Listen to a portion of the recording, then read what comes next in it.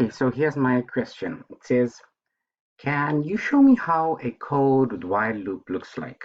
So if the substrate had given me the question, it says int main, int x is equal to 0. So I'm initializing x. This is the loop variable. While x is less than and equal to 10. So the loop is going to stop when x reaches 10. There's the curly bracket, that's the beginning of the loop. C out x, that's the value of x. There's a little space out there, x plus equals to 2. So this actually means x is equal to x plus 2. This is a shortcut, right? And finally I'm ending. So on my right hand side I have my program code blocks. Let's build and run. Let's see that it works.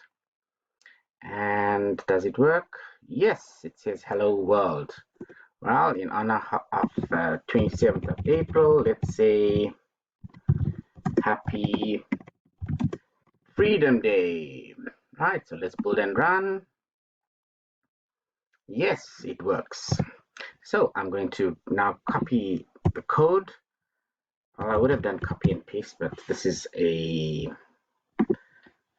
photograph, right? So let's go int x. So I'm initializing x and I'm setting x to be 0 while x is less than or equal to 10. There's the start of my loop. C out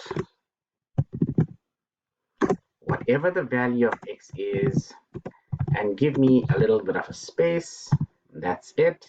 And now I increment my loop.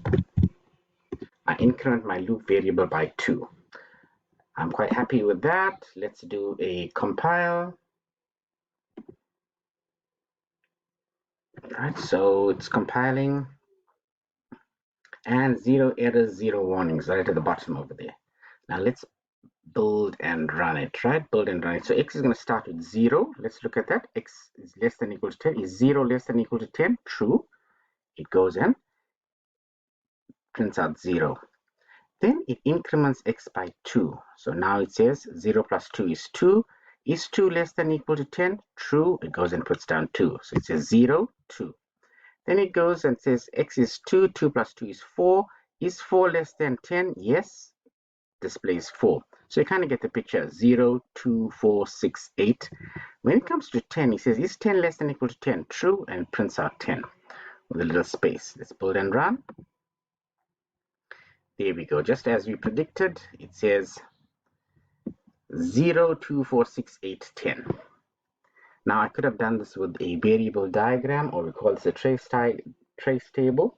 If you look at one of my previous videos, I used Excel spreadsheet to explain this. So I hope I explained this to you substrate. Right. So quickly, you need a read ahead. I call this a read ahead. You need to have something to compare with in your loop. Your loop has a terminating condition, and then your loop, inside the loop, you must go and change the loop variable. That's how a loop basically works. I hope I answered your question. I won't do the trace table because then the video becomes too long. Right, I'm going to stop there. Enjoy your Freedom Day, 27th of April.